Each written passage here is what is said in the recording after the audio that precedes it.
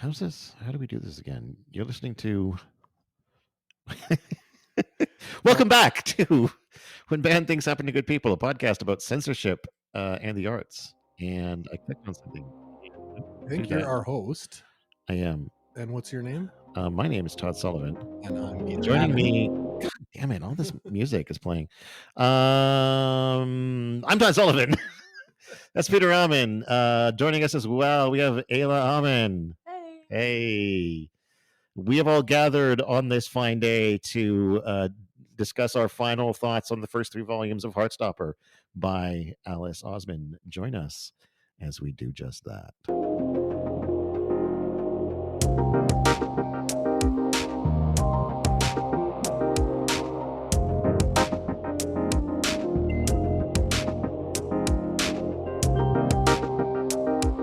I think I'm playing the outro, actually. Is that the outro? I think it's the outro. Oh, no. Anyway, we'll play. We'll just reverse them this time, I guess.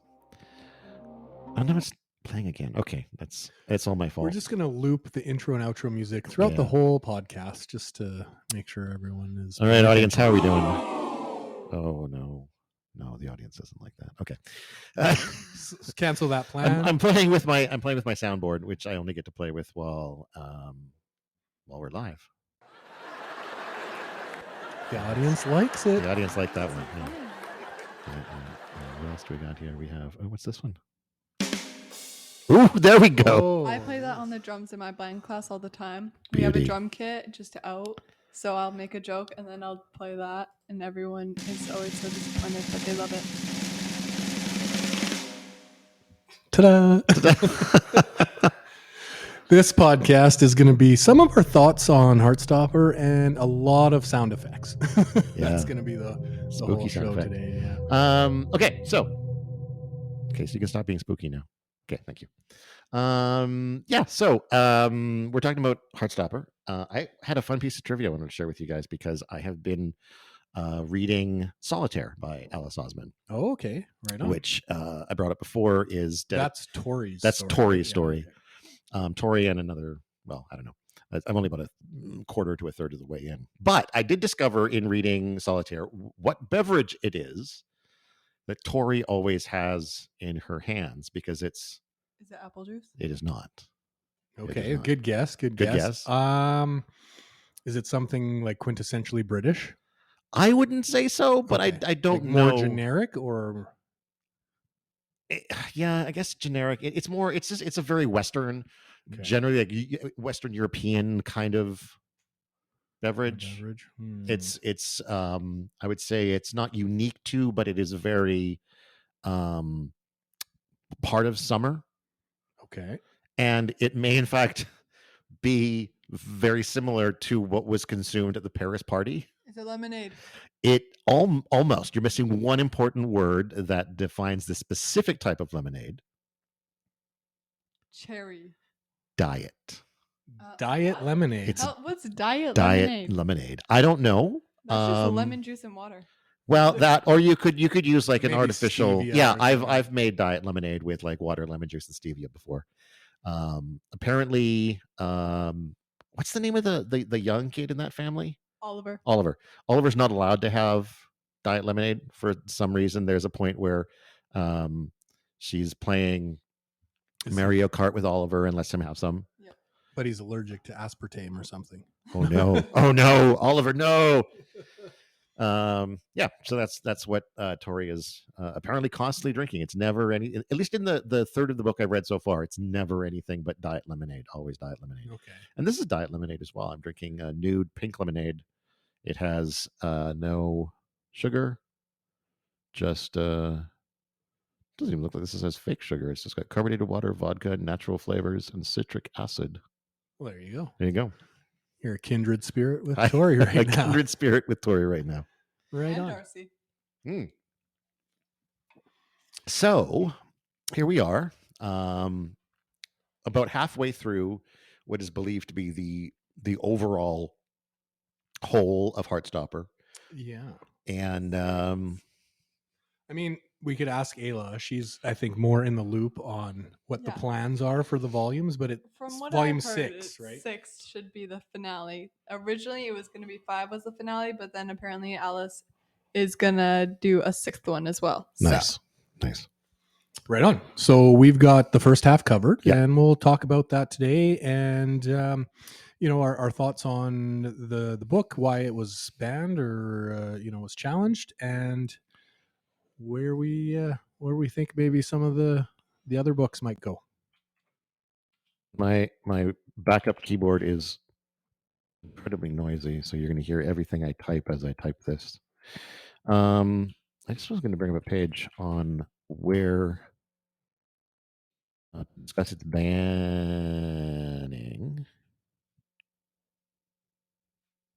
So, Heartstopper, comic book by English author Alice Oseman, has been banned in several places. The book depicts the love of two men and has been declared as an obscene publication in Turkey. In the Clay County School District in Florida, Heartstopper has been included in the list of more than 50 books being banned. The Urbandale Community School District in Iowa has also banned Heartstopper. The book has joined the growing list of LGBTQ plus books banned in certain parts of the U.S. So far, the worst thing that's happened in this book outside of the homophobia is that two boys have kissed, I think. Yeah, I mean, I guess it depends on what you quantify as the worst thing. I mean, they've broached some subjects, right? We've talked about a little bit into eating disorders and things like that. But as far as inflammatory things from a southern U.S. school system, that's probably the most outrageous, I guess, would be boys making out constantly. You might be right about the eating disorder stuff too, because I do feel sometimes like their attitude is that if our kids read about these things existing, then they will do those things. Yeah, I mean, there's certain areas of the states as well where talking about mental health and some of that stuff is a bit taboo as well. Yeah, but certainly the homosexuality part is the most inflammatory for people of that ilk. I was also going to mention how, because Ella's trans, I feel like probably also has a lot of play into it, because even there are some people who like don't care if people are gay but have huge transphobia. Do you think that transphobia is just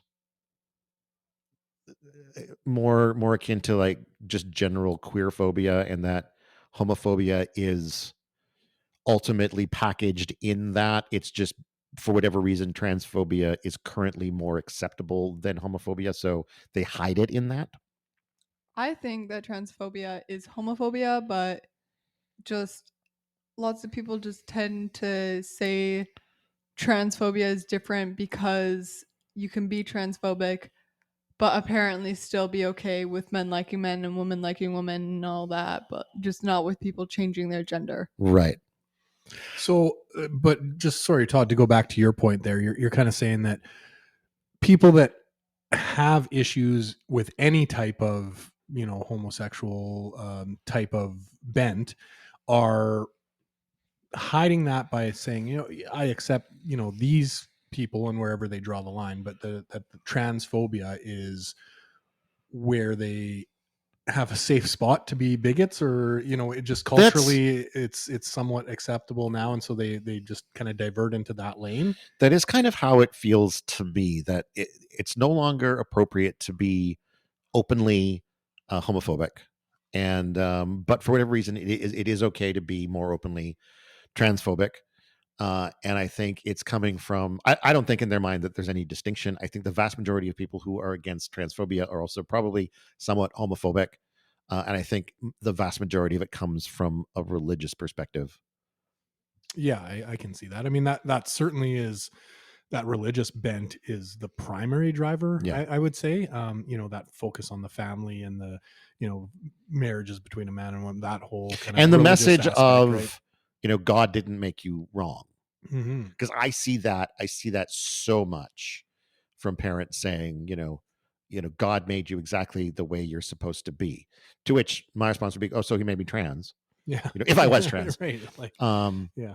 But no, their argument is that there's a faulty argument there. It's a silly argument. Yeah. But the point is that their point is that God made you perfect without requiring medical intervention. It's also fun to hear this from people who maybe wear glasses. Yeah. Because you'd think if God, how's that laser surgery if treating God, you? if God made you perfect, what are these things all about? And Yeah. actually, I mentioned that to somebody on Twitter, which he never responded to, because it was like he made this whole God made you perfect, and I was like, I noticed your avatar is wearing glasses. Do you also wear glasses? I'm just curious. And he never responded. So eventually, I went back and said, yeah, just pointing out the whole God maybe didn't make you perfect if you That's need right, yeah. corrective fucking lenses. Well, and regardless, I mean, starting out perfect doesn't necessarily mean that, you know, as you grow and evolve that you remain that way either, right? Yeah. You know, so there's a whole bunch of different, you know, straw man and loose arguments there that kind of collapse upon any real investigation. But yeah, that's a pretty tough leg to stand on there, to go, God made you perfect. I mean, Yeah. yeah. But speaking of the transphobia and the character of Elle, like, she's not until volume 3 really is she sort of a major player. So I feel like that, I mean, I could see people falling behind just the existence of a trans character in this book as being another motivation for pulling it off the shelves, but I can't see it as being like a primary motivation. Well, maybe not in the first volume, but in later volumes, as her character and Tao get together, right? That could, I mean, certainly add to the list of things that are a bother or a concern for certain people. But Yeah. I mean, I would say, yeah, primarily, I mean, the whole series focuses on healthy relationships, whether it's, you know, homosexual, whether it's asexual, as we start to kind of see with Alid, yeah, Isaac's in the show. yeah, that's right. Get those guys confused sometimes. And you know, a trans relationship, and you know, we see all these healthy relationships, Yeah. people functioning well within society, their peers accepting them, which is just not what, you know, the religious sect wants to have their children exposed to, right? They don't want them to see that that's out there and that there's healthy ways to live, right? And I really think that their biggest issue with that is that the character of Nick is what so many of the homophobic parents are afraid is going to happen to their kids, right? It's the story of a kid who thought he was straight, goes about his life, falls in love with another dude, is like, oh, maybe I'm not just straight. Maybe I'm gay, maybe I'm bi, maybe I'm whatever. And now, because, you know, their kid has read this book, in their mind, it's going to convince their kid to be gay. When in reality, if their kid is gay, it's just going to say, it's okay. Yeah, I mean, you know, if anything, it may help them be more at ease. But yeah, I mean, the whole notion, especially because there is a character, Nick's brother, in the series that kind of has that thought, like, oh, I just wanted to meet the guy who turned my brother gay, and like, you know, so that kind of view is already kind of put into the book in a sense of like, you know, look at how ridiculous that sounds. But yeah, I mean, I think that there's certainly that fear from homophobic parents that are going, yeah, if my kid reads this and starts asking questions, well, you know, that's the end of the world, or, you know, that will change them. But like, that's such a weird argument, because if they're already thinking that, right, you know, like if they're already down that path, but I understanding who they are, like, you know, they're not going to be changed. They're just going to find acceptance or find I don't know that a lot of those parents think that that their kids are already down that path. I think they think that they read this and they see, you know, they argue for that like the love and attention that kid experiences from a peer group once he comes out as gay or trans. Oh my God, now that's I had a ding there. Anyway, it doesn't matter. Are people joining? We don't know. No, it's an unrelated message I'm receiving.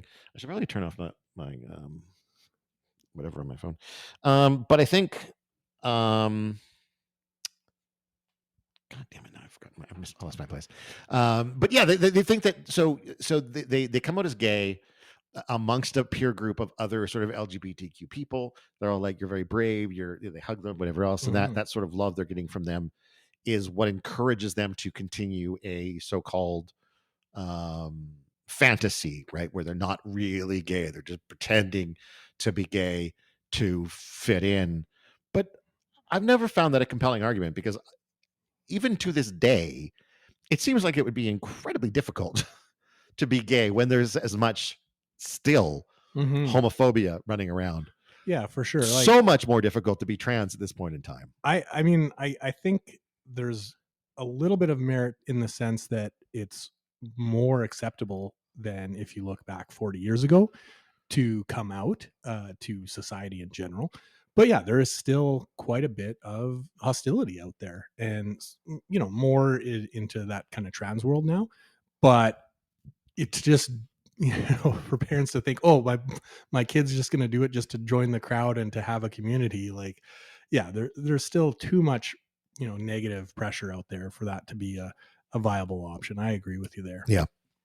One thing about like the parents like having their kids introduced to the LGBTQ community, for like I've actually had like an adult say this to me, is they think that some people think that their children are like not mature enough, or like their minds haven't fully grown to the point where they're going to see it, and they're going to think like, oh, that's what I am, because, or like what they're reading is going to reflect back on their personality and who they become, which I think is probably what most people are also thinking. Yeah, I've heard that as well. And it's odd to me because I feel very much like when I was 12, 13 years old, and even earlier than that, like I at least as far as, sexuality goes, like I knew who I was attracted to. When I was 9, 10, like I had crushes on girls, not on boys. And I think that's pretty universal for people, even these adults who were criticizing these things, that they at a certain age, at a very early age, knew which way they leaned, without really needing any intervention in how going, are you sure you're old enough to know that you have a crush on Melanie? Yeah, for sure. And I think the gender identity is very much the same thing, though we're only sort of beginning to sort of think about it and talk about it openly now. But like, at no point in my growing up was I like, I would prefer it if I could wear a dress and bake muffins, which, in some ways, like, that is, say, a female gender stereotype, and that might be your first access way into maybe beginning to understand that you are trans, is wanting to participate in activities that are considered girly or gender normative for gender a certain gender. Yeah. And it really drives home in my mind the understanding that gender really is a social construct. It is generally associated with your genitalia, but I was never a manly boy growing up. Like, I didn't do sports. I was a nerd. I read. And so in the, the whole sort of, is he manly? I would not have been described as manly. Does that mean I'm not a man? No. It's silly. Yeah. I mean, just kind of going back to the whole like literature and asking questions and that kind of thing. I mean, when I was a kid, I read the Lord of the Rings books and that kind of thing. I didn't identify as a hobbit afterwards, like I certainly, if I would have met a hobbit in real life, would have been cool with them. I might have identified as a wizard. You might have identified as a wizard. Yeah, I identified with Sauron. No, but I think that that difference. I think we've talked about this before a little bit, between gender as that spectrum versus sex, right? Versus what do your genitalia potentially represent versus what do you feel? And it really is a feeling, right? It's what you're comfortable with. It's where you are on that spectrum, and how really, you want to be perceived. Yeah, that's right. Yeah. So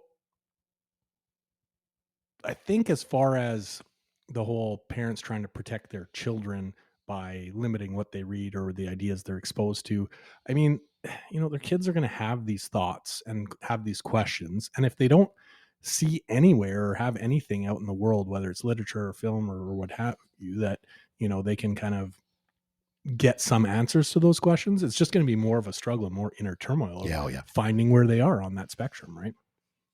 Which is another thing that like just seems so weird to me. It's they're like, oh no, you can't read that because like it's like gay or whatever. But then they still like let them watch all these like Disney movies and stuff where there's a straight couple like, and the entire point is that they fall in love and have a perfect life. But like the only thing is that you can't see it if it has to be two of the same gender or like one that isn't a gender. Like the irony is that heterosexual relationships like that are so fucking built into everything that they have the audacity to say things like, well, we don't shove our ideology down your throat. Yes, you do. Yeah, it's in literally every fucking movie ever. Yeah.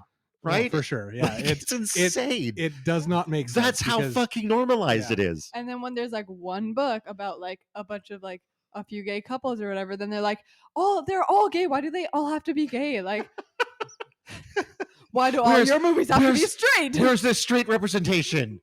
I think we've had hundreds of years of straight representation. Oh my already. God. Yeah, you're right. We don't shove it down your throat. Like, no, you don't have to, because it's just so internalized everywhere, right? That and maybe that's it's not shoved down your throat because you've been actively choking on it for the last 70 years. Yeah, that's right. It's already down in the there. pit of your stomach already. Like, yeah. But I think maybe that is part of the problem too for some people, that maybe they've just grown up with it or have been so indoctrinated with that version that's portrayed in media everywhere, that anything different is just kind of this kind of mental division where they go, that doesn't sound like the stuff I grew up with, so I don't like it. And I think there's people like that can maybe get by it with enough time. Yeah. But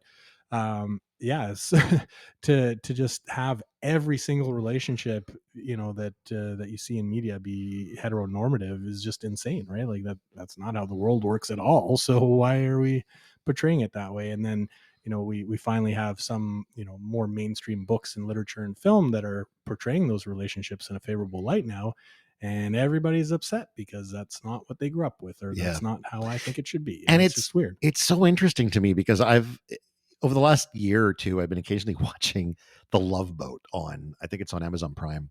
Just sort of like the old, and just sort of reconnect with that era of my childhood, like looking at some of the sets and going like, well, it looks almost exactly like my parents' basement when I was growing up. But it's the dining area of this very expensive cruise line. But they had a lot of very progressive plot lines on the show. Yeah, there is this one about this woman who had posed for like had naked pictures taken that were never published, but now that she's dating a politician, this magazine has bought them and is about to publish them. And so she runs around the ship, tries to like pull all of the magazines from the newsstand so nobody can see them. And then at the end of the day, like her fiance is like, whatever, I don't care. They had another one where with a trans woman, a woman who showed up. Oh, really? Who had been the university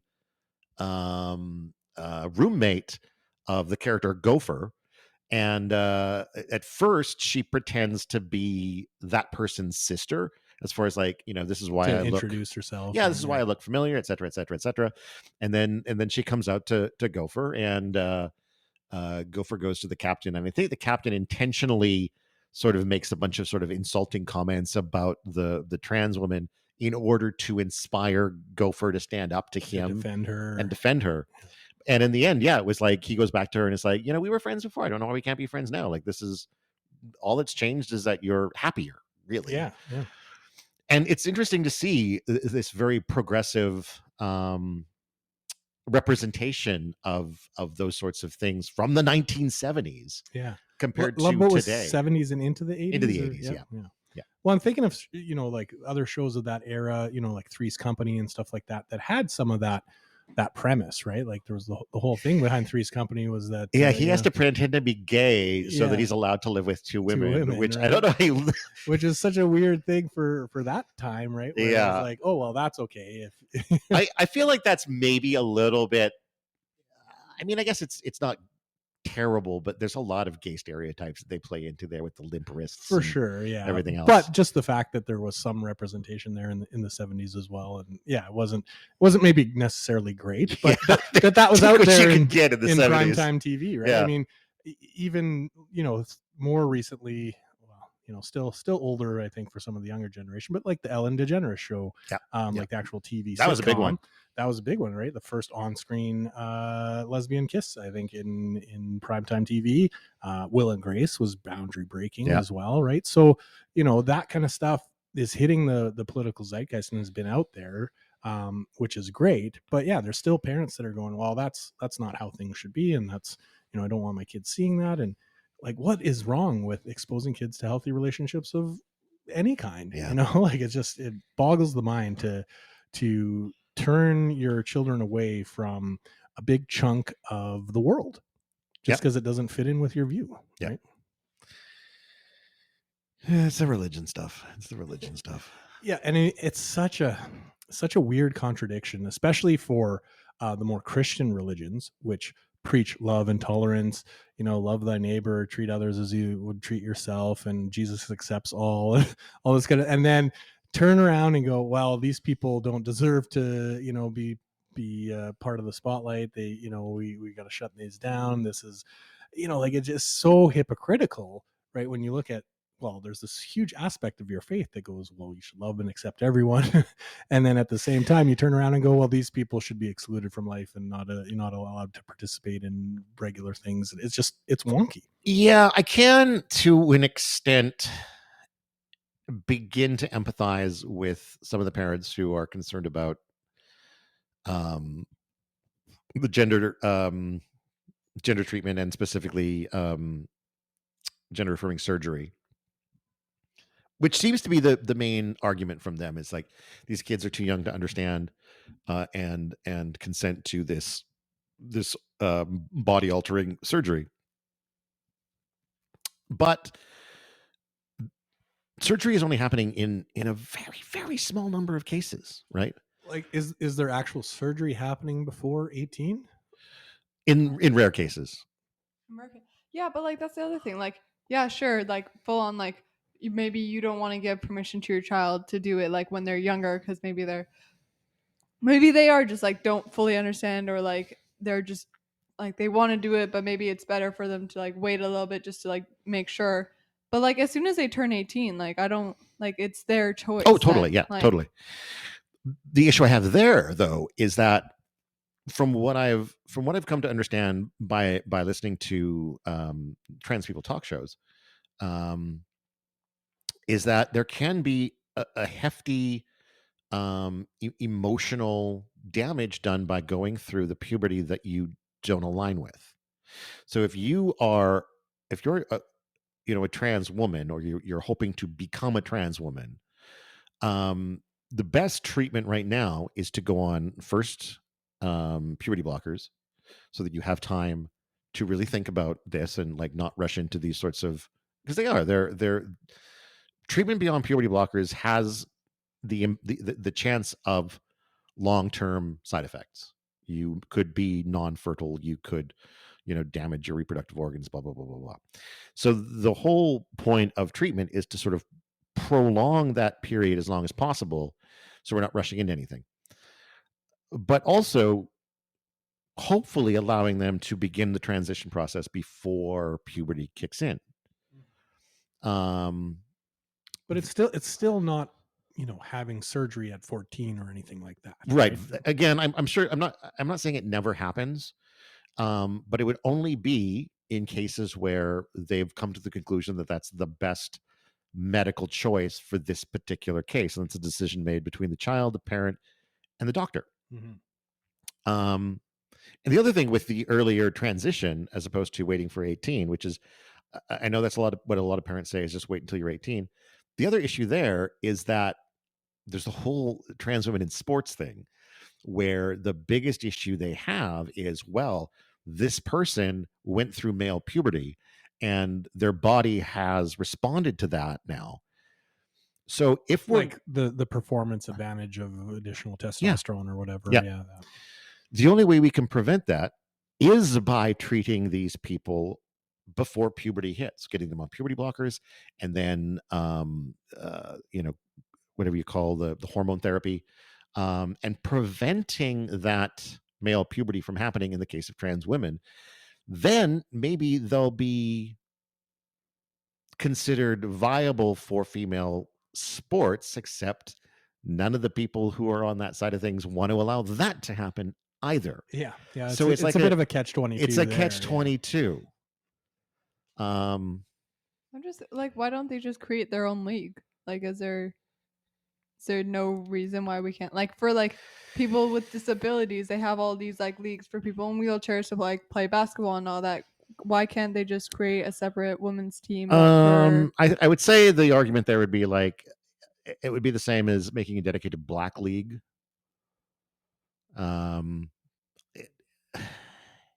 It takes, to me, a whole level of understanding of sports in general to really kind of argue these things, because to me, I just don't fucking care. Yeah, I would say that they're probably, from just a volume perspective, are there enough trans athletes out there in enough sports to field That's full probably teams part and of leagues, that's right? certainly fair. Possibly in certain sports, but in other sports, I would argue probably not. I would argue that why do we have gendered sports? Do we need gendered sports? Yeah, let's just make it all unisex, Right, exactly. Equal. Let's because there are cases where like women's wrestling, there are women wrestlers who are at the top of their field because for whatever reason they have more natural testosterone than That's other right, women. That gives them an advantage.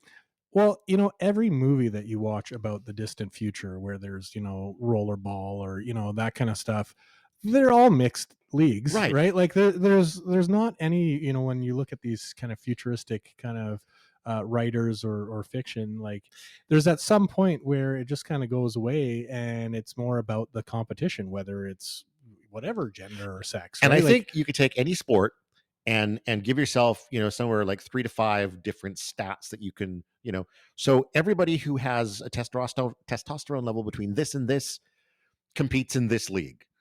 And that's probably going to be mostly men, might be the occasional trans woman, might be the occasional real woman. But you're still competing against the people who are most closely within your range of abilities. That's right. Yeah. And it doesn't need to be gendered. It's silly. Yeah. Like in wrestling, how they have like the lightweight, Yeah, featherweight, like all that, basically that, except just make it like testosterone levels or whatever, like you were saying. Yeah. It would make everything so much easier and get rid of so many arguments. Like, I mean, we could finally get rid of insults like "you throw like a girl." Yeah. Now the insults would be like, "You throw like mid-level testosterone class C." Ah, ha, ha. I'm always in favor of having like more multi-syllable words in our insults. It needs to be more complicated. Then it really stings. Exactly. Right? Exactly. Yeah, I mean, just to kind of get back to the book and and to kind of the L story around kind of that trans. We had a mini comic at the end of book 3 that explained a little bit of her backstory, but we don't. It's alluded to. I think Tao mentions it in one scene there where Nick is trying to kind of get in touch with Tao and talk to him about making a move with Elle or pursuing his feelings with Elle, and Tao kind of snaps back of like, you don't know what she's gone through and how hard her struggle was and that kind of stuff, right? And that I think is something that maybe we'll see in later books. And I know I'm jumping ahead to when we were doing our predictions here, but I think there's a lot more maybe to that backstory that might be informative of, I think, to most people, of what that type of journey is like. I mean, we've talked a little bit about kind of the medical side here, but just mentally, right? Like being in the wrong body or being physically incongruous with what's going on inside you, that's certainly a struggle that's much different than being of a different sexuality than the norm, right? You now have, on top of that, you have this whole kind of internal struggle of like, my inside doesn't match my outside and that kind of thing, right? And so we may see that a little bit later in the book fleshed out a little bit more, and it would certainly, I think, be helpful in learning a bit more about what that struggle is like, right? I mean, we're kind of talking about it now, and we've done a bit of research and that kind of thing, but to see that played out in terms of a more realistic kind of relationship, even though it is a fictional book, but to see that, how that plays out and how that affects them as they develop their relationship as well, right? Those different struggles that Elle's gone through, I think that could be real interesting kind of part of some of the later books. Yeah, and I would like to see an expansion of some of those side characters. Were you going to say something? Oh, okay. Speaking of the side characters, I did start watching the series. Okay. I've finished the first season, and I'm a little ways into the second season. I don't think I'm far enough in the second season that they've gone on the actual Paris trip yet. They're just still sort of planning for it. Father, did you finish the second season? I can't remember.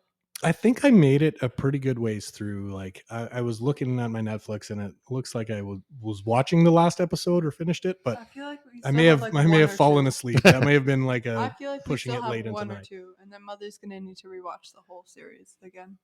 But I mean, we did a rewatch of the first season when we were starting book one for the podcast. So, we kind of got to go through that again. And I mean, it's interesting because Alice Oseman is involved in the production, right? So, there's definitely some choices in the show that are different from the book, some characters that are different, and there's more kind of expansion on certain plot points and story points that you don't get necessarily in the books. And even though they're very quick reads, I think Alice does a great job of really fleshing the characters out quite a bit. But with the TV series, I think there's just more time, especially over 8 episodes, to flesh out more of those relationships. And I wouldn't be surprised too if it was partly because when she started writing this, she may not have known how long it was going to be, how important those side characters would end up being. And so by the time the TV adaptation rolls around, she's maybe far enough in the graphic novels to know that, okay, we are going to be spending a lot more time with these side characters, so we might as well start getting to know them a little bit earlier, because that was the biggest difference I noticed, is that we're starting to really learn about characters like Elle and Tao, and if you're watching the show Imogen, yeah, especially in the second season. Well, I mean, Imogen, there's no character like her in the book, so she's kind of a new addition within the show. But certainly, like the character of Aled, who becomes Isaac in the show, right? We get a much kind of he's not very present throughout most of the volumes. Even that now that we're into volume 3, he's there, and he's kind of this sage counsel and bit of this kind of a voice to the rest of the group, but we don't get a lot of his story. And in the show, we seem to get a bit more visibility into him and his life, and kind of what he reads and that kind of stuff, right? If you want an even deeper look at Alad's life, you should go read Radio Silence. Is he the character? Yeah, it's him and like another girl connecting over like the radio and stuff, and like she has like kind of like a podcast, I think, but more like she just says stuff in hopes that people hear her. And like CB radio, like they're like actual like radio. Or ham radio, and then like Aled hears her, and they become this like awesome little like friendship or whatever, and like an important part in each other's life, but like not romantically, which is kind of nice, Yeah, well, we see both in the show and a little bit in the book that the Aled / Isaac character is questioning like whether he's asexual or not, right, or aromantic, or whatever path he's on there, right? So that's interesting, and I mean, certainly, I think in the show we get more of a glimpse of how he is still fulfilled in his friendships without that necessary romantic connection. In the book, I think we see less of that character. We also get, I think, a lot more backstory on Tao and Elle and that kind of thing in the TV adaptation. Totally, right? A lot sooner. Because the first book from a graphic novel is very Charlie and Nick focused. And I would say, especially of Elle, I think, because even in the sort of later volumes of the book, it's very clear that Tao has a crush on Elle. It's not as clear that Elle has a crush on Tao. Like, I know Nick and Charlie are like trying to tell him, I think she likes you, but like in the show, it's spelled out. Like she's literally talking to her friends. She's pining over him as well. Yeah. So that was a big difference to me. I also want to talk about one weird little change they did in the show, which just it rubbed me the wrong way, and it was such a weird choice. And it has to do with Nick's brother finding out about Charlie. And in the book, basically, you know, we have that scene where the brother. Do you guys remember the brother's name? Is it David? I think I wanted to say David. Where David goes to confront Charlie to, you know, quote unquote, find out who turned my brother gay. And then Nick is like, you know, who told you? And David is like, you know, well, mom told me. And then, you know, blames it on mom. Blames it on mom. She had no involvement. It wasn't her fault at all.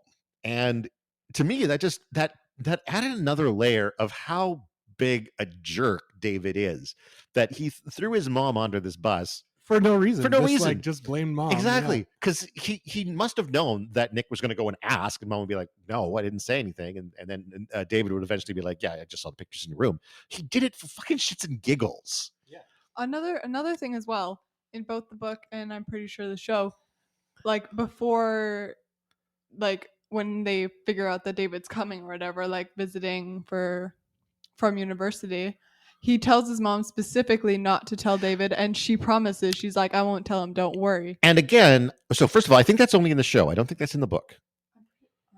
Let me check. Okay. But my position is I don't think it's in the book. I think it's only in the show. And then what I felt like when that scene happened is like, oh, okay, they're setting this up so that it's going to feel like a real stab when David blames the mom. And then David doesn't blame the mom. Oh, he didn't in the show. He doesn't in the show. It just never comes up. And it's like, well, why? Yeah. And also, why bother bringing up this whole thing to not tell David if it's not going to pay off somehow? Yeah. It was such a weird choice in that and maybe that's the decision that it de-escalated how big an asshole David is. Well, and maybe there's a play later in the series there of maybe making David, and we still don't know. I think in the show they meet with his dad after the Paris trip or something like that, but we still don't know how his father's going to react. Yeah, within there could book be 3, right? So there could be a bigger issue with the family that they're planning to get to with the way they handled the show. It just felt weird to me, and just I didn't care for it. Yeah, I mean, there's certain things that have happened. I mean, some of the conversations between Nick and Darcy and Tara are changed around a little bit to make it play a little bit different on the show than in the book. There's a couple of those that I didn't really like. I mean, I think, Tara was a wonderfully like supportive and stronger character at first in the book. And that was maybe a bit muted in the show. But I mean, obviously there's, they have to work with, some of those characters and expand the stories to meet some of those episodes and that kind of thing. I get that, but yeah, it's certainly. And sometimes when you have an actor that's cast, you see different things about the character in that performer. The actor will perform a different way for sure. Yeah. But it definitely changes the story a little bit. And then there's the expansion stuff with, some of the things like Sports Day where, I know they're trying to fill some time maybe there, but it just seemed, a little bit weird or not necessarily needed when there could have been maybe more focus on characters there. But I mean, it didn't stray too far, I guess, at the end of the day from where the characters were going. But yeah, I think overall the show does a pretty good job of capturing the spirit of what's happening in the books. If they've added a few extra characters and extra scenes and things like that, as long as in general things stay pretty true to how the books are progressing. There's a line in Solitaire where Tori describes Nick as like a golden retriever puppy. That's exactly what he is. I don't know what you're talking about. I think that the actor that they cast for Nick just nails that element really well. Really well. Connor is a golden retriever, and Nick is a golden retriever. They are a golden retriever. There we go. The human equivalent of the a golden human retriever. equivalent. Yeah, right on. Looks like we got a few folks in the podcast room, or I don't know what we call it. Is it a room? Is it a virtual hang. I don't know, but- lobby. Yeah. So if anyone's listening and they want to give us a shout and discuss Heartstopper or anything else that we've talked about on the show, or stuff we haven't talked about on the you want to show, sound off about Yeah. gay rights, trans rights, Feel free to call censorship in. in general. Give us a call. You can give us a call on the Podbean app. You'll need to have the app on your phone, and you will probably need to have some kind of a headset microphone combo plugged into it. But we would love to chat with you. We're going to be here for probably, I don't know, 15, 20 more minutes, something like that. And if you have any questions for Ayla, I can tell you almost anything about the Heartstopper series, whether it's about the books, the show, what the future looks like, and just where to access it, I guess. We don't want to hear too much about the future because we don't want need to be make spoiled. I'll we need to try make not our to spoil it. predictions. So we're going to get into that. And so, but I don't know if you listened to the last episode, but I did cut out the prediction that I made. I am going to put it on Patreon. So if you want to hear my particular prediction about what's in store in Heartstopper, you will have to pay at least $2 for 1 month to go and listen to that audio. And it's totally worth it. It's totally worth it. It's totally worth it. But speaking of, because then if I'm wrong, you can be like, haha, you were wrong, you dumbass. And you could call into our next live episode and really give us the gears. Yeah, exactly. But speaking of access, Ayla, why don't you walk us through? Because there are some places online and things like that where you can get totally the graphic novel, not in paperback or book format. Just in general, Heartstopper obviously at any bookstore or library. But otherwise, it was actually originally a webtoon, which is a graphic novel website. And it's all of them are on there. There's extra mini comics on there that she's drawn. There's other like little contests that people have done that you can see other people's like fan art and stuff. There's just Alice's like some announcements from her, and then there's a ton of new comics on there that are going to be on the next books as well, so you can actually read ahead of what's like just in paperback as well. Webtoons.com, webtoons.com. I would recommend it. Are there as far as some of the mini comics and things like that are there already that may lead into future books, do those change? I know there's kind of like fan comments and things like that Alice listens to sometimes in terms of that. Does that change the final product that shows up in the actual printed books? Well, the mini comics on Webtoons are not featured in the paperbacks. They're like just like little like Halloween episodes or like little art that she drew about them during Halloween, or like there was one that I loved because I'm a Harry Potter fan that was like a Hogwarts AU that I loved. They're usually in color as well, those ones, like they're little specials only on Webtoons. Yeah. But those never are pertain to the actual story usually. And if they do, it's not like they don't have any relevance to the story, which means you don't like need to read them. But they're all super cute, and I would check them out if you want to. Okay, so there you go. If you're wanting to get a little bit more color, I guess, in both the literal and figurative sense of the Heartstopper characters, you can find that on the Webtoons. Do you know if those are like published on a regular basis, or is it just sort of whenever she gets one done? I can check, but I'm pretty sure it's either weekly or bi-weekly. Nice. Although obviously it does also depend on her, like if she is working on the show, like I'm pretty sure there's filming season doing 3 book tours, soon, etc. because it's a UK like production, which means like the writer's strike isn't going to stop it. Right. So we do actually get to have season 3, which Netflix has renewed it. So, but also they're filming in UK, so there's only like 2 months of usable weather to film anything. So, but it's also set in the UK, so you can utilize that weather. I mean, if you think about it, the next books that they're doing don't really have a ton of like outdoorsy stuff.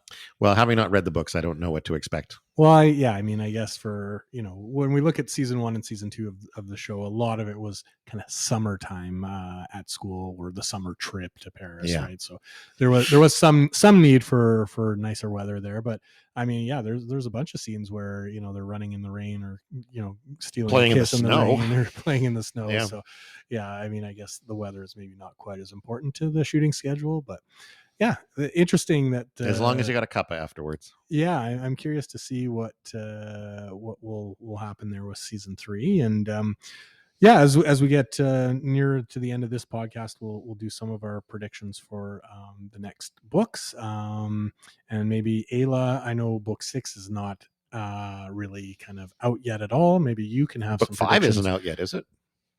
Book 5 isn't out, but she does have a bunch of like webtoon. I was actually just reading one. Mhm.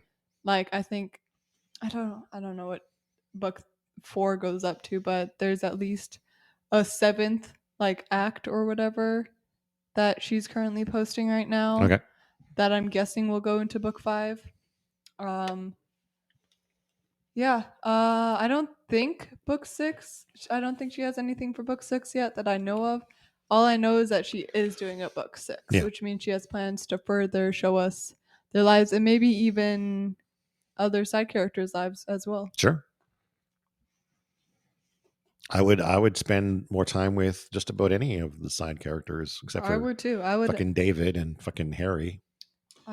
Actually, Harry's a character I'm kind of interested to see. I am what a little happens interested with, in his arc as well. Yeah. And seeing where Harry goes, because a little spoiler if you haven't read it, but he he sticks up to it. He sticks up for them a little bit when they go on the Paris trip, which is and tries to apologize. And gets a bit of a dressing down. His apology wasn't like the best. He obviously didn't super come there to apologize, but I'm like, I feel like it's a 50-50 that if he went and just tried to talk to Nick and Charlie like alone when there wasn't a crowd, that he probably would have been more sincere about it. Well, yeah, because that's what it looked like. It looked like he was just trying to look good in front of everybody, right? Yeah, and they eviscerated him for that. But I think that part of that arc, like, he has the potential to become a very, strong ally. Yeah. He seemingly wants to learn how to become an ally. Yeah.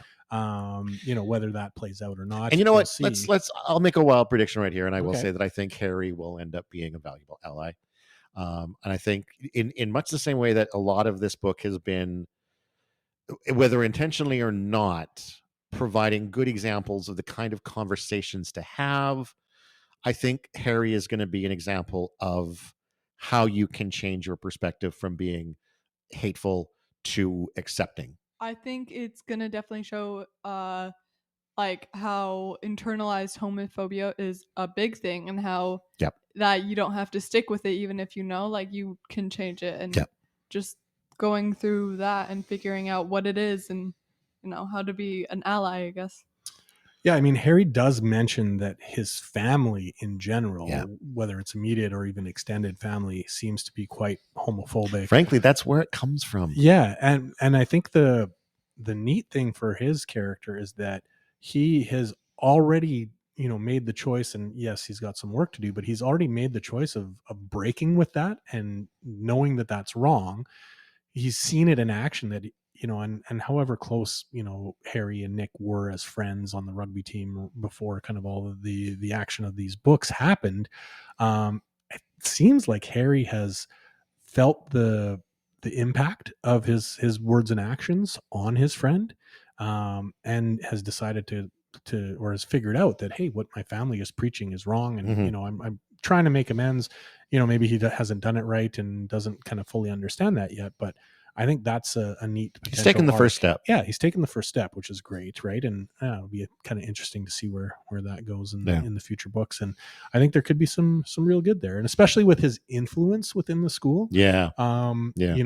Having him as a strong ally. The guy who plays him in the show is such a twat too, though. Like he just, I mean, I hate saying that because I mean he's probably not in real life, but he does a good job of playing.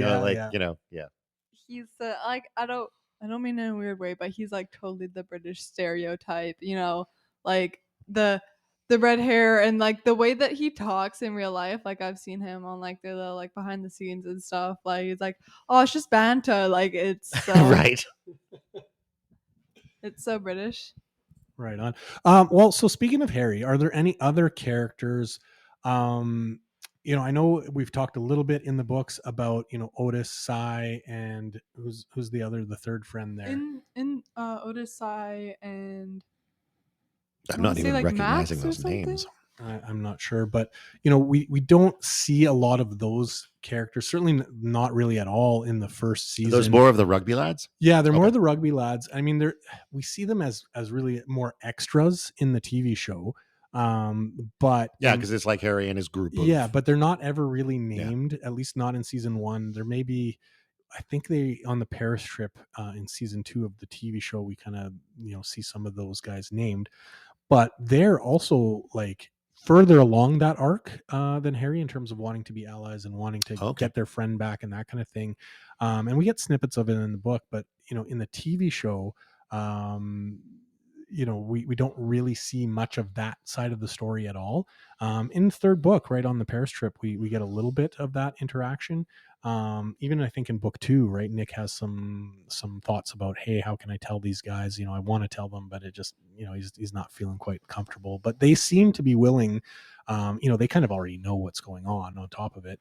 But they are within that rugby lad group. They're kind of the 3 that are separated out as already allies, already wanting to help, already supportive of Nick. And so I'm curious to see where that goes, especially if the Harry character kind of comes around, right? If that's going to form maybe a really strong kind of support group for the future, because as we leave it at the end of book 3, Nick is potentially dealing with some serious stuff, right? As far as kind of not just his relationship, Charlie is dealing with stuff, and Nick's trying to help him deal with it as far as kind of the eating disorder stuff that's been. But Nick is too. Nick's got there. whatever's going on between him and his dad. Nick's got not a lot of support from his brother. Like they're both, that's right, in not a great space. And it's you could argue that it's almost doubly hard for Nick, because he's trying to carve out his own existence as identity while also worrying about Charlie, what Charlie's going through, right? Going through, yeah. So,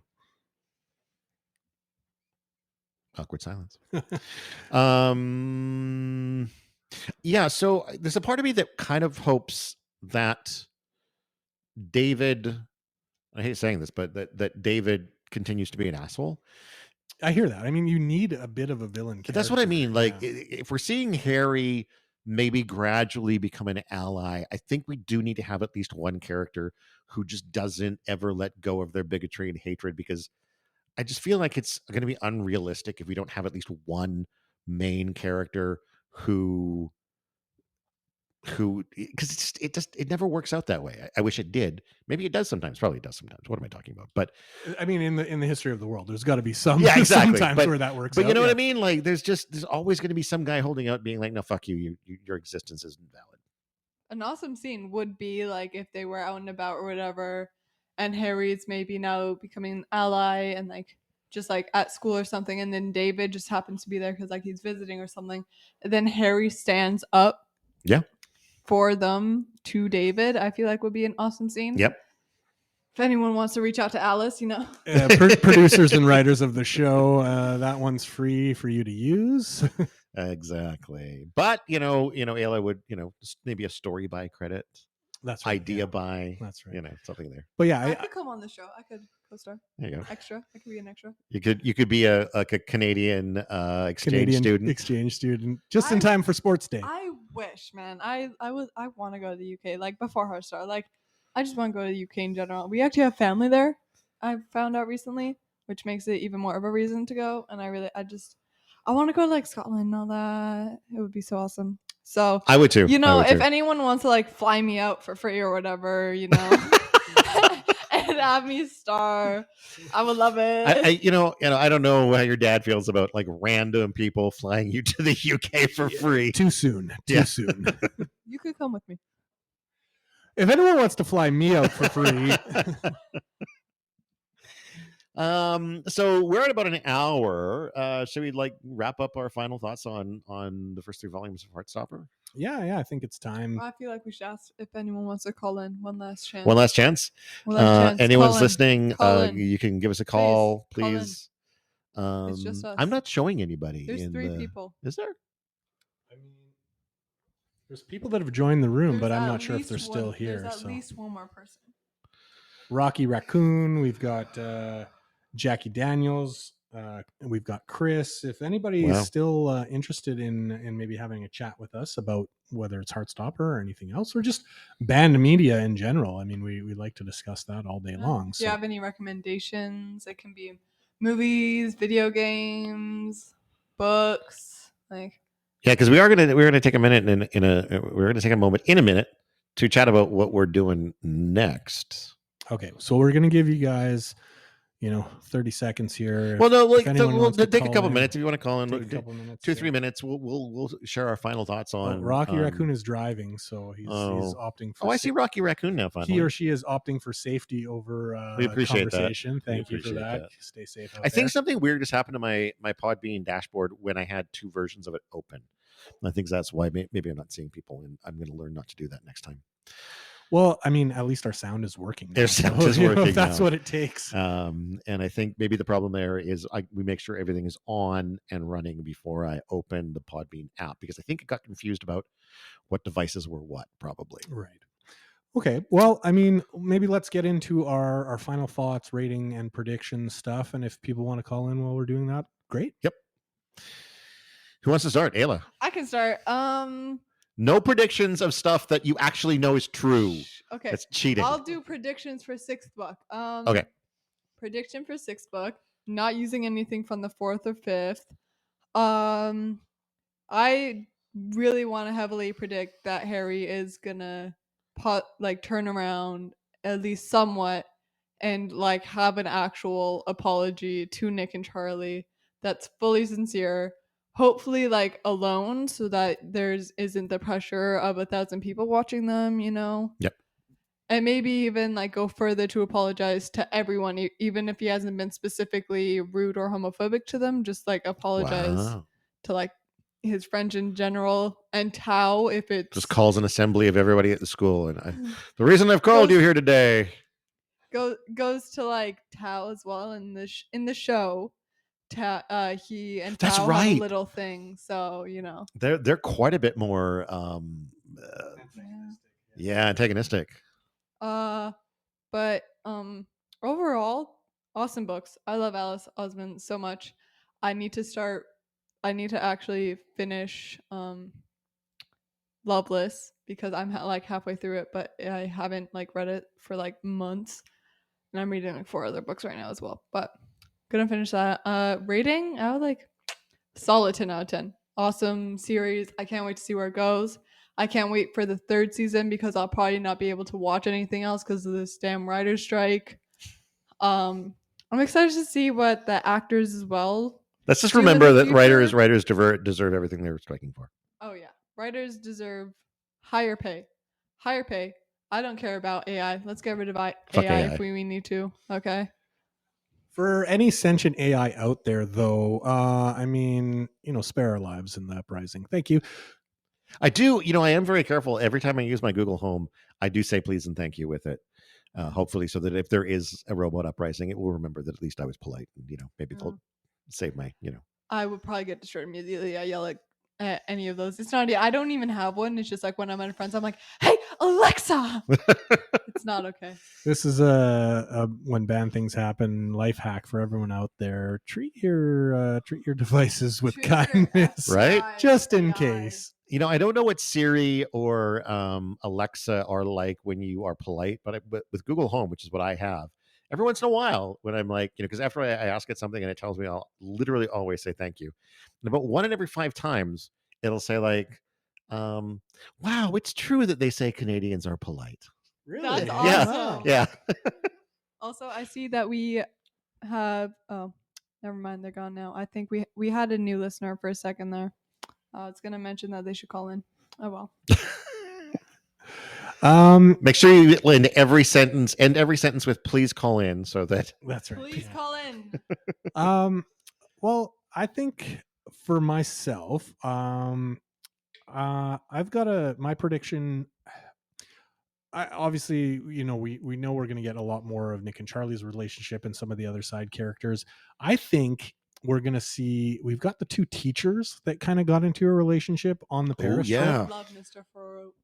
I think that they're going to like get together and get married. You know how TV shows do like the wedding at the end of the season. What and a nice like idea. I think we're going to see their wedding at some point in the books and maybe the shows. And then the entire group's going to come. Yeah, like the whole class will be invited. Like I love all that this idea. group, and if Harry is now part of the allies, like they're all going to be there, and it's going to, they always turn it into like a dance number or something in the show. But all the girls will be crying. Yeah, probably half the boys will be crying too. I think everyone will be crying. That's my prediction for kind of how maybe into like a more of a kind of a finale for the series. So might kind of wrap up, right? I'm not far enough into the TV series to know how their relationship plays out on the trip compared to the graphic novel. Pretty similar to the books. Yeah, like there's not much difference really. Yeah, there's not a lot to like differ anyways. Yeah. There's only the few precious scenes that we have in the books that are almost exactly how it's said in the books transferred to the series. Yeah. But I'm really happy that they're even in the series. Yeah, because I'm a big fan of and I don't really remember the names of the two characters, but the Farouk and Ajayi. Well, but I also don't remember which one's which. Oh, yeah. But there's Mr. Farouk is the tall, hunky one that yells at everyone. Mr. Right. Ajayi is the awesome art teacher. Okay, I think it's Mr. Ajayi that I'm thinking of, who is like, I never really had these kind of high school shenanigans. That was Mr. Farouk.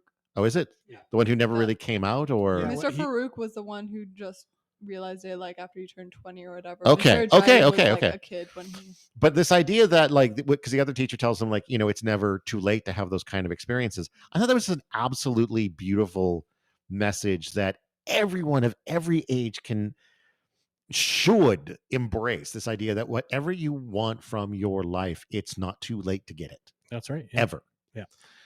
So yeah, I would absolutely love to see those guys, get married and have an emotional ending. And I think it would be a neat wrap up for kind of the series all I think together, so too, right? Because it gets all the characters together, right? Yeah. There's opportunity for all these discussions, the I love weddings and all that kind of stuff, right? Like one character's crying and one character maybe gets a little too much vodka at the wedding, like Darcy. Right, we could have a bit of a callback. Well, that'd be great if one of the teachers got too drunk and went to Darcy and vomited all over her. And Darcy, like, oh, I've been through this, I can help you. Stuff like that. I've been there, buddy. Yeah.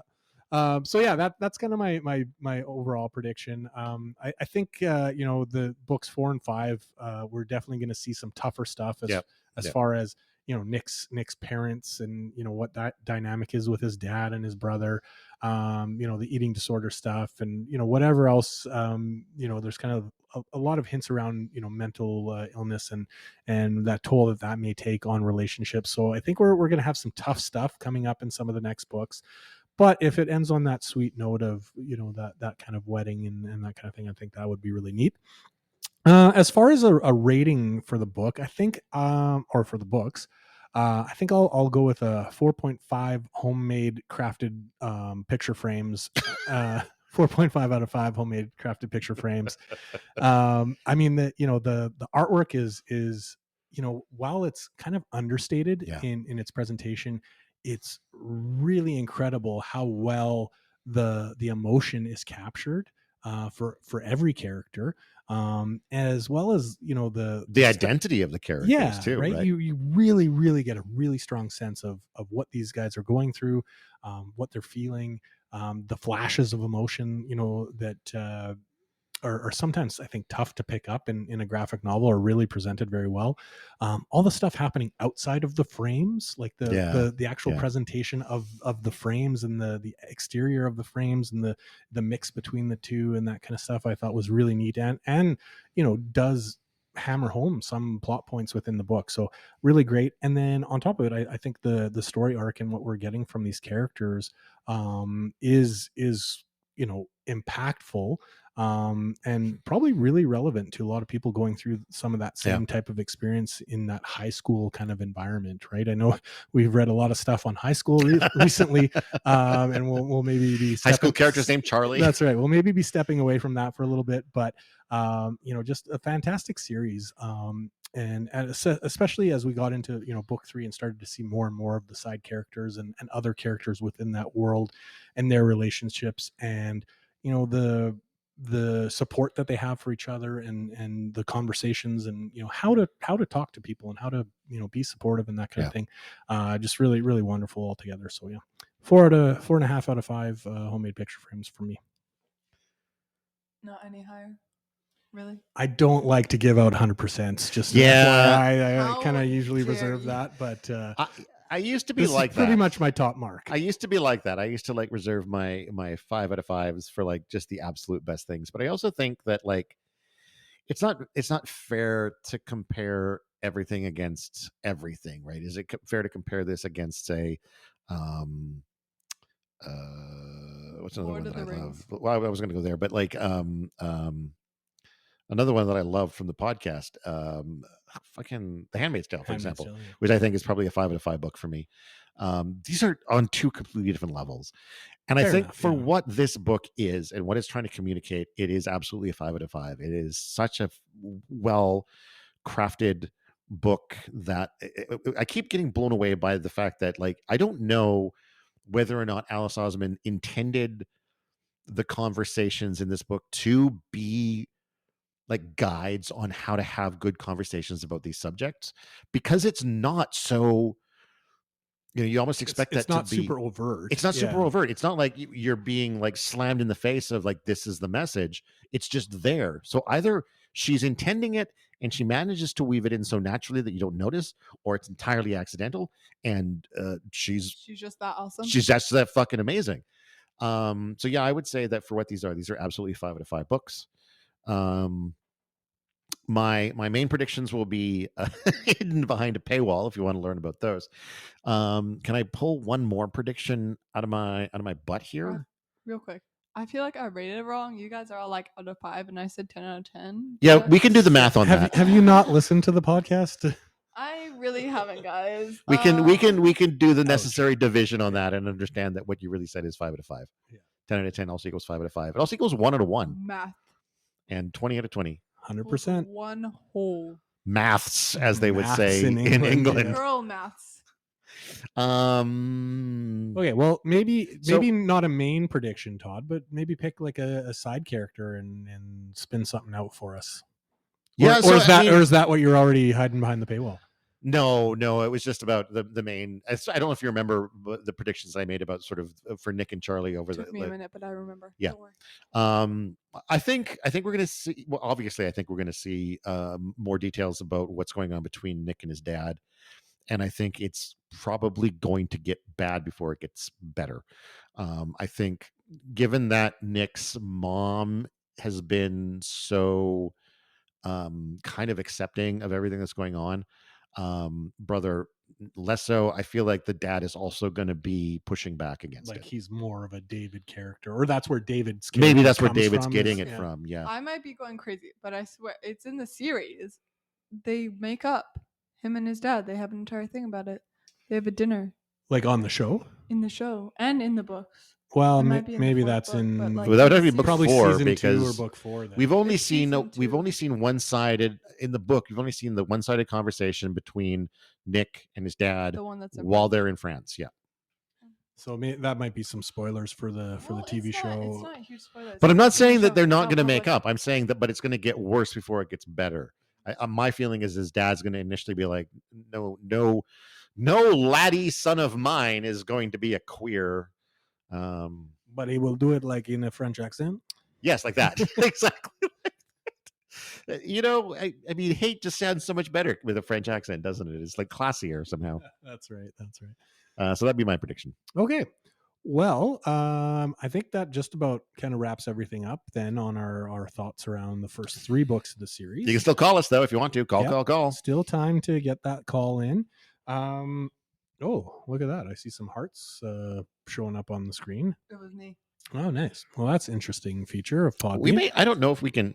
Can you try? That's what the timer is for at the bottom. Ayla, if either of you are still logged in, can either of you try to call just so I know if this is even working? Yeah, 1 sec. You're going to need your headphones. No, I won't actually answer the call. I just want to know if it works. Okay. But in the meantime, we typically at this point, we're going to talk a little bit about what we're going to be getting into. I'm not seeing anyone calling. So go ahead. So yeah, we're gonna leave the high school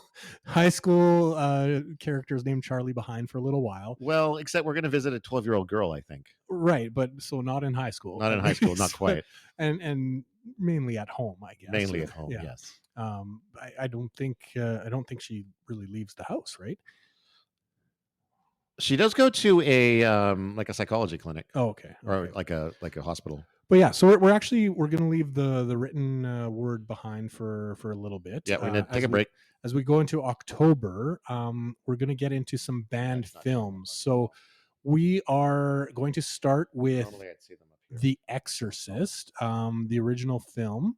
So we're going to be checking that out. We're going to see a showing of it in a theater here in Kamloops, BC, Canada. Yeah, shout out to Drunken Graveyard. They're a local podcast dedicated to horror movies and metal music. And they work very closely with the Kamloops Film Society to bring in classic horror movies. And they're bringing in The Exorcist, the original. What else is there? And are youngins allowed, like minors? Oh, yeah. Yeah. And what other movies are there? Do you know?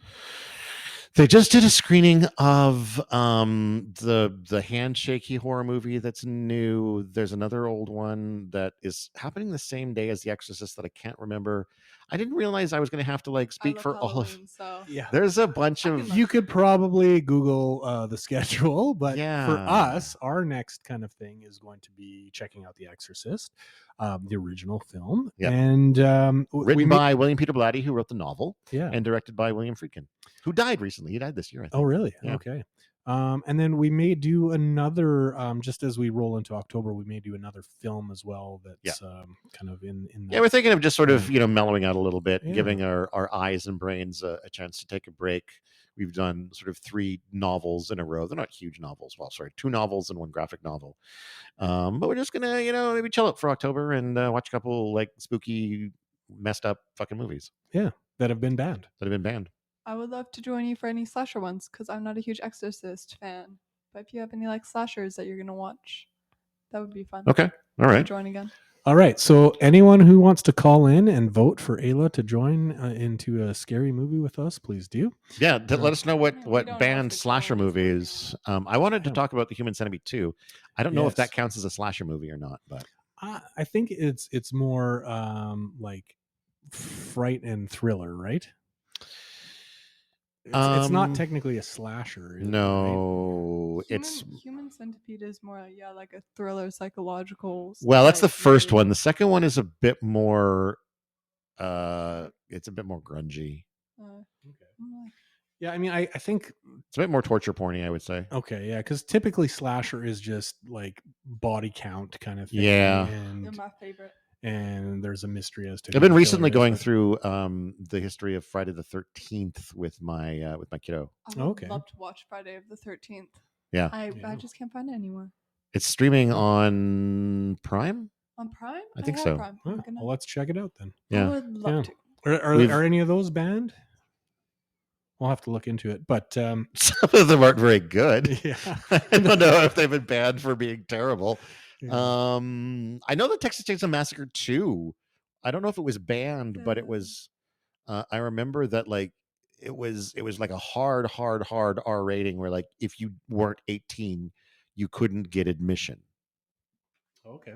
For the sequel, the first one was banned. The original Texas Chainsaw Massacre was banned at some point. I want to watch the Texas Chainsaw Massacre. Mm-hmm.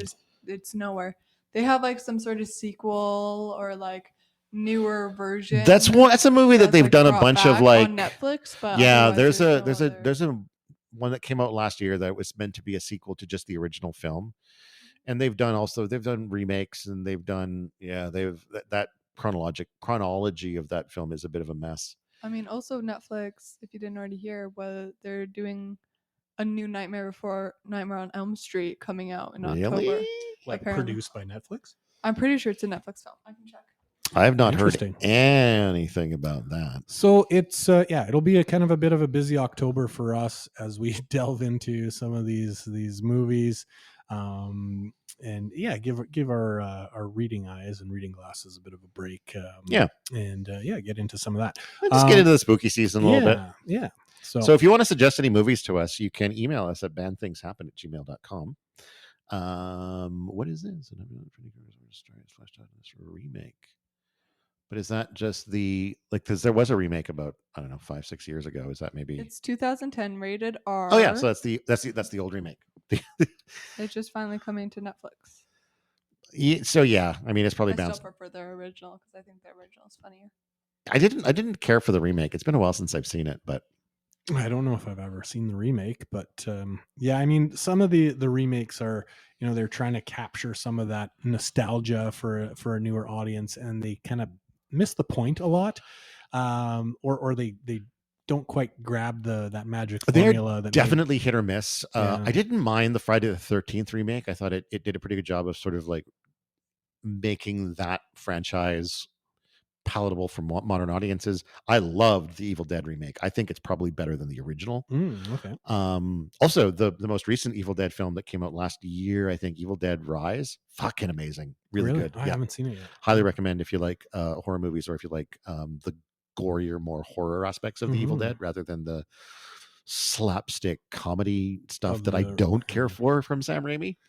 I don't know, that for the first one, that kind of made it a bit special to me, but the first one, I think, the unintentional more, kind of slapstick aspect. Yeah, it was in part 2, and then into Army of Darkness, where they really lean into sort of the Army of Darkness is straight up slapstick. Yeah, exactly. Right? Whereas I love the kind of insane gore and effects of the original. Yeah. And I think the remake just does an even better job with it. Right on. But yeah, if you want to give us some suggestions for movies, it's badthingshappen@gmail.com. Other than that, you can find all the rest of our stuff at blahblahblahmedia.com, BLAHBLAHBLAH media. That has handy links to, well, first of all, you can find all of our podcasts there, links to our Patreon, links to our Buy Me a Coffee, links to our merch store. And, you too could be running around with a Go Read a Fucking Book hat. Or shirt, or throw pillow, stickers. Christmas is coming up. Christmas is right around the corner, and there's probably a loved one that that would love a Go Read a Fucking Book. Something. I wear my Go Read a Fucking Book T-shirt to the kids' activities a lot. Excellent. Just awesome. Just to really try and encourage literacy. Absolutely. So yeah, I'm doing my part. And to just bear in mind that it is censored. There's a little asterisk in the U, which kids definitely won't realize they won't realize. They don't know the word. Exactly, and that's why we do it, to keep the kids safe. That's right. Exactly. It's we're all about that. We're all about keeping the kids. Leave our kids alone. Don't wear a T-shirt with the word "fuck" that doesn't have an asterisk in it somewhere. Isn't it not a little bit ironic that our material is censored as far as the F word? Yeah, material? I mean, I don't know. That's a good point. I don't know. I just it's one of those things that it just seems funnier to me if it's censored. You know what I mean? It's self-irony, so it's okay, right? Yeah, exactly. I don't know. I don't know why I did it. It just seemed like the right thing to do, and. Well, it lets me wear it to the kids. Exactly. And I think that's very important. I don't think we ever did, but I know at one point we were going to try to make some kids products as well that actually said, go read a fricking book. Because I had a conversation with my kid about kids could wear this, and my kid was like, yeah, there's some schools that might. No dress code. There's the only dress code is if it has some sort of relation to drugs or to encourage bad habits. Right, exactly. But otherwise, go to a line of cocaine. Swear words, no. My school, the dress code is crazy. It's only if it's promoting drugs or violence. Right. No, but I'm talking about putting go read a fucking book on a baby onesie. I would let my baby wear. Right. Exactly. But my kid thought it should at least say go read a fricking book for certain ages. If it says fricking, I feel like that'd be funnier than fuck him. Yeah, maybe. Go read a freaking book. There's a whole debate there, I guess, on the humor involved in both. Yeah, you're right. I think it is funnier. It is probably it'd be funnier. Really funny if they had a child wearing "Go read a freaking book" and then the parent reading "Go read a fucking book." Maybe that'd be funny. Yeah. That's how we have to end any of our podcasts that are about I wouldn't say Heartstopper's a kid's book. It's more like teens, but a couple of years Y'all ago. were Paper Bag adult. Princess probably should Exactly. That would have ended differently. with go read a frickin' book or something like that. Yeah. I think that's all of our stuff. You can find our Facebook, I think, at our blah blah blah media as well, which is the best way to sort of keep up on what's coming. We'll post when an episode is released. We'll post when an upcoming live is going on. So at the moment, Facebook is the best place to keep tabs on us. Anything else? Just a thank you to all of those that did kind of join in. Yeah. I know if you're driving and you can't call in, that's fine. But always nice to have some listeners in the lobby and people checking things out and participating in the discussion. So thanks to all the listeners who showed up today.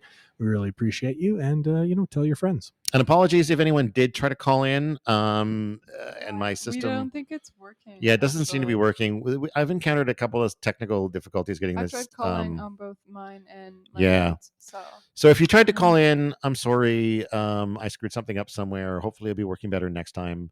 Because we really do want calls. We really do want to engage with people. That's the whole point. That the whole reason we go live is to be able to have a conversation with other people. So it's not just us bloviating about our personal opinions. Because if you listen to the podcast, we can do that en masse already. Yes, so exactly. It's nice to have a fresh perspective. It's nice to have a fresh perspective.